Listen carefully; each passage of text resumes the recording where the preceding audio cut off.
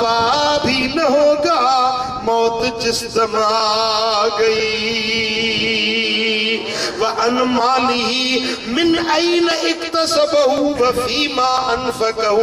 تیسرا سوال یہ ہوگا کہ مال کہاں سے کمایا، اور چوتھا سوال ہوگا کہ مال کہاں پر خرچ کیا، کمایا کہاں سے، خرچ کیسے کیا۔ ارے دوستو، آج تو ہم دنیا کٹھی کر رہے ہیں لیکن یہ پتہ نہیں کہ رشوت کا ہے مال، یا سود لے رہے ہیں، یا چوری کر رہے ہیں، زنا کر رہے ہیں، بے حیائی کے کاموں میں خرچ کر رہے ہیں، کوئی حساب نہیں رکھتے، کوئی اکاؤنٹ نہیں رکھتے، تم بھولے جا رہے ہو، لیکن احصاہ اللہ، اللہ تعالیٰ تم کی ان ساری باتوں کو اللہ تعالیٰ گن رہا ہے، لکھا جا رہا ہے۔ تم بھول جاتے ہو، لیکن ہر پیسہ ٹکا جو خرچ کر رہے ہو وہ اللہ تبارک و تعالیٰ اپنے پاس اس کی کاؤنٹنگ کر رہا ہے، وہ اللہ کی دربار میں گنتی اور شمار ہو رہا ہے۔ عزیزان محترم، جب قیامت کا دن ہوگا تو یہ دفتر تمہارے ہاتھوں میں دے دیا جائے گا کہ اقرا کتابک، اب اپنے کتاب کو خود پڑھ لے کہ تم نے زندگی کیسے کاموں میں گزاری، مال کیسے کمایا تھا، کیسے خرچ کیا تھا، اب تو خود دیکھ لے کہ تم نے کن کاموں میں اپنی دولت کمائی اور خرچ کی تھی۔ اور پانچواں سوال یہ ہوگا وَمَاذَا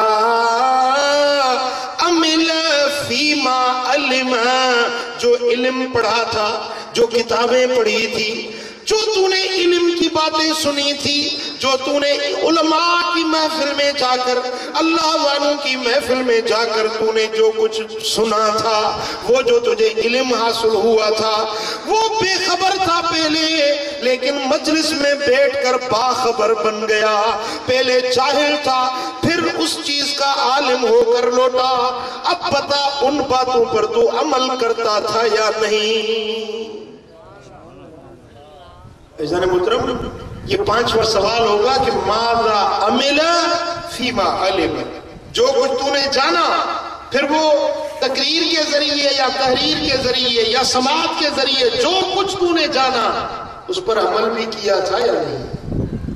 عزیزان محترم، آج ہم اگر تقریر سنتے ہیں، واعظ نصیحت سنتے ہیں، تو اب ہماری ذمہ داری بنتی ہے، حق بنتا ہے کہ جو قرآن کی بات سنی، جو حدیث کی بات سنی، اس پر عمل کر کے دکھائیں۔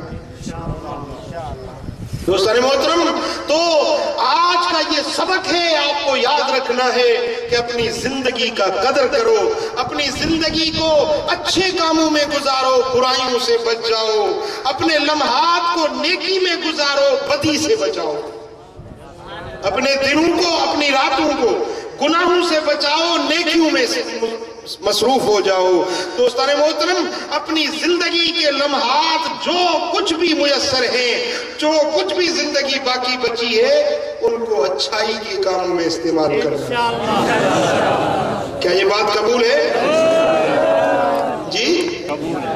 تو آج کے بعد آپ نے یہ جو بے سود کچہریاں ہیں، ہوٹلوں میں بیٹھنا ہے، اور یہ جو ٹی ویوں میں پر بیٹھنا ہے، تاش کے پتوں پر بیٹھنا ہے، یہ گناہوں کے جگہوں پر جانا ہے، یہ ساری باتیں چھوڑ دو۔ اب جتنا وقت ملے اپنا حلال کاروبار بے شک کرو، ڈیوٹی کرو، کاروبار کرو، دکاندار ہو تو دکان پہ بے شک جاؤ، واپار کر رہے ہو بے شک واپار کرو، لیکن اس کے دوران بھی جو لمحے ملے وہ اللہ کی یاد میں بیٹھو۔ ٹنڈو جان میں میرے حضرت کے ایک مرید تھے، میں ان کے پاس گیا تو اس کا عجب میں نے معاملہ دیکھا۔ وہ کپڑے کی بڑی دکان تھی، وہ کپڑے کا بڑا کاروبار تھا اس کا، لیکن وہ کوئی گاہک آتا اس کو کپڑا دے کے پھر کونے میں بیٹھ جاتا اور ایک جیسے چادر تھی اس کے نیچے ہاتھ کر لیتا۔ میں نے کہا یہ کیا کر رہا ہے؟ میں نے وہ کپڑا جو ہٹایا تو اس کے ہاتھ میں تسبیح تھی، وہ ذکر کر رہا تھا۔ میں نے کہا یہ کیا کر رہے ہو؟ بولا حضرت سے تقریر سنی تھی، پیر و مرشد نے فرمایا کہ لمحہ تمہارا کوئی ضائع مت جائے، بس اس دن سے یہ دستور بنا لیا ہے کہ گاہک سے جو ضروری بات کرنی ہوتی ہے سودا دیتا ہوں، کپڑا دیتا ہوں، پھر جو لمحے ملتے ہیں وہ اللہ کے ذکر میں اور درود و سلام میں بیٹھے نمی گویم کہ ازالم جدا باش بہر کارے کہ باشی با خدا باش. ہم یہ نہیں کہتے کہ تم دنیا کا کام چھوڑ دو، بے شک دنیا کا کام بھی کرتے رہو، لیکن ہاتھ کار سے دل یار سے، ہاتھ کار سے دل یار سے. دنیا کا کام کرتے رہو لیکن دل تمہاری اللہ اور اس کے حبیب سے جڑی. تم کراچی میں بیٹھے رہو، ملیر میں بیٹھے رہو، لیکن دل تمہارا مدینے میں گھوم رہا ہے. تمہارا جسم تمہارا بے شک اپنے گھر کے اندر ہو، لیکن دل تمہارا گنبد خضرا کے پاس ہو. پھر دیکھو زندگی کا لطف ملتا ہے، پھر دیکھو تمہیں زندگی کے وہ فوائد اور ثمرات ملیں گے کہ دنیا میں بھی اس کا نفع لوٹو گے اور آخرت میں بھی اس کے نفع حاصل کرو گے. جو تمہارے دنیاوی معاملات ہیں، کاروبار کے معاملات ہیں، جو تنگیاں اور تنگ دستیاں ہیں، اللہ کی یاد کی برکت سے وہ سارے الٹے کام بھی اللہ تعالیٰ سیدھے کر دیں گے. لیکن تم کر کے تو دیکھو نا. تم نے 24 گھنٹے اپنے نفس کے پیچھے لگا دیے ہیں. نمازوں پہ مشکل ہم جاتے ہیں، 5 وقت کی نمازیں ہیں، کچھ پڑھتے ہیں کچھ بھی نہیں پڑھتے ہیں. میرے دوستو 1 گھنٹہ بھی 5 نمازوں کے حوالے نہیں کرتے. لیکن دوستان محترم، بے شک جو ضروری نفس کی خواہشات ہیں، جائز اور شرعی خواہشات ہیں، وہ پوری کرو، حلال روزگار کرو، لیکن جو باقی زندگی کے لمحات ملتے ہیں وہ اللہ اور اس کے حبیب کی یاد میں گزار. قبول ہے یہ بات؟ یہ آپ کا سبق ہے، یاد رکھنا ہے، اس پر عمل کرنا ہے. اللہ تعالیٰ مجھے اور آپ سب کو عمل کرنے کی توفیق عطا فرمائے. اللہ تبارک و تعالیٰ ہم سب کو زندگی کو اچھے کاموں میں گزارنے کی توفیق اور سعادت نصیب فرمائے. اور یہ جو مہینے میں ایک دن یہاں آتے ہو، قدم لے کے آتے ہو، جاتے ہو، یہ تمہارا آنا مبارک ہے. انشاءاللہ یہ تمہارا یہاں آنا، محفل محمدی میں بیٹھنا، 4 باتیں سننا، میرے دوستو یہ آنا بھی عبادت ہے، جانا بھی عبادت ہے. یہ تمہارا دن قیامت کے دن تمہیں ہزاروں گناہوں سے چھٹکارا دے دے گا. تو یہ محفل قضا نہیں کرنی، اس محفل کو چھوڑنا نہیں ہے. لیکن جس طرح میرے پیارے بھائی نے آپ سے کہا، مولانا فیاض الحسن صاحب نے، کہ دوستوں کو بھی لے کر آؤ، اپنے احباب کو بھی اس محفل محمدی میں ان کو بھی شریک کرو، تاکہ تمہارا ثواب دگنا اور تگنا ہو جائے.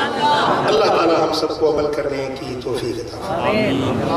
اللہم صلی وسلم وبارک علی نبینا محمد وعلى آله وصحبه أجمعين. اللهم يا رب بالمصطفى بلغ مقاصدنا واغفر لنا ما مضى يا واسع الكرم. يا الله يا رحمن يا رحيم يا أرحم الراحمين، يا حنان يا منان يا سلطان يا سبحان. اللهم إنا نسألك بحق أسمائك الحسنى وبحق صفاتك العليا وبحق اسمك الأعظم الذي إذا سئلت به أجبت، ارحم حالنا واستر عوراتنا وآمن رواتنا يا أرحم الراحمين. اللهم اغفر لنا، اللهم اغفر لنا وارحمنا وعافنا واعف عنا يا أكرم الأكرمين.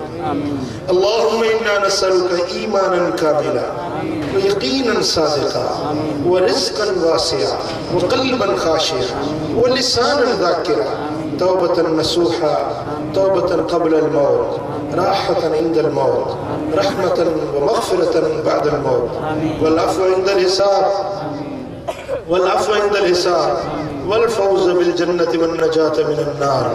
يا عزيز يا غفار يا رب العالمين. إن الله وملائكته يصلون على النبي يا أيها الذين آمنوا صلوا عليه وسلموا تسليما. اللهم صل وسلم وبارك على نبينا محمد وآله وسلم.